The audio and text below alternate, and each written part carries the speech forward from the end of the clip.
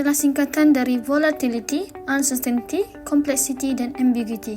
Konsep yang pertama kali diperkenalkan oleh militer Amerika Syarikat pada era 1990-an untuk menggambarkan situasi dunia pasca Perang Dingin.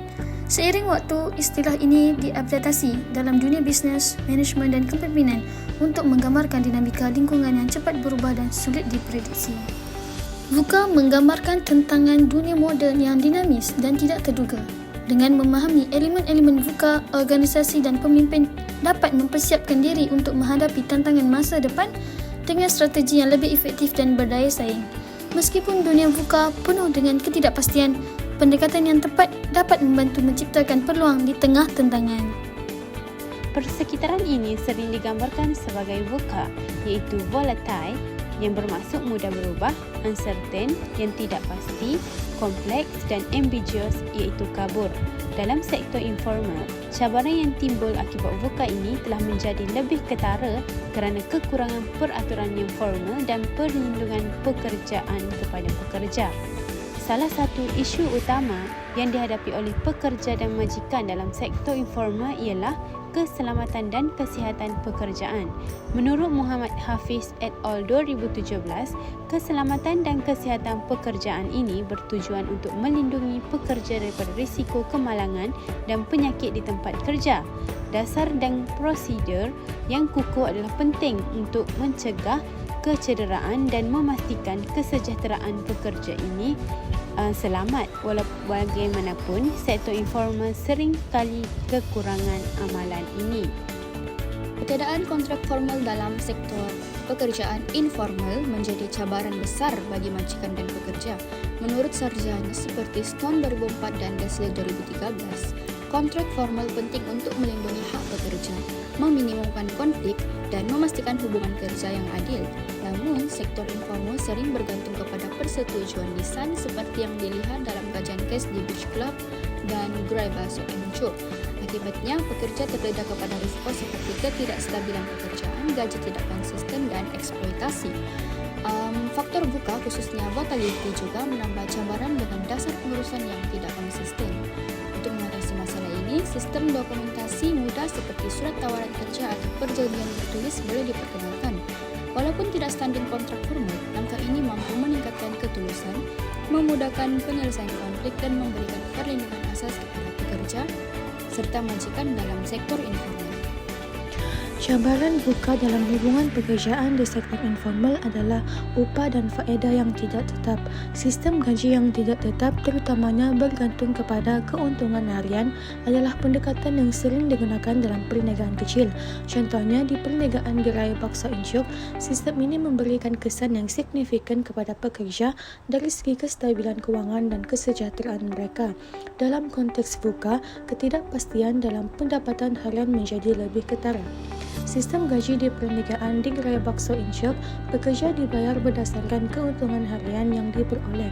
Ini bermakna, jika perniagaan berjalan dengan baik dan ramai pelanggan, maka pekerja akan menerima gaji yang lebih tinggi.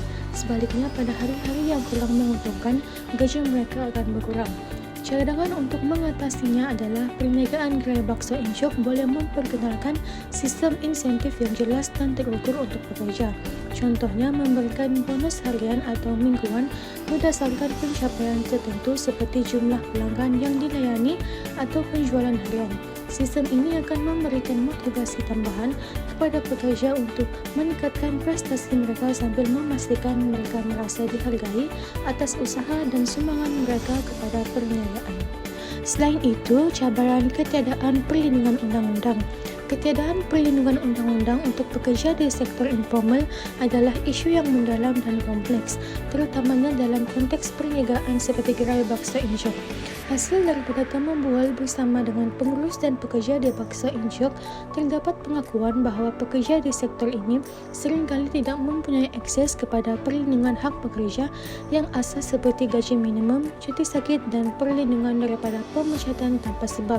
Hal ini mencerminkan keadaan yang tidak menentu dan kompleks yang merupakan salah satu elemen dalam VUCA.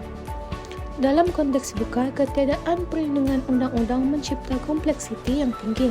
Sektor informal seringkali melibatkan pelbagai pihak yang beroperasi tanpa struktur yang jelas, telah menjadikan pengurusan sumber manusia dan pematuhan undang-undang menjadi lebih sukar. Cadangan ialah bekerjasama dengan organisasi buruh atau NGO yang fokus pada pelindungan hak pekerja untuk mendapatkan sokongan dan nasihat dalam membangunkan polisi yang lebih baik. Mereka juga boleh membantu dalam merangka dokumen-dokumen penting seperti kontrak kerja dan panduan untuk pengurusan sumber manusia.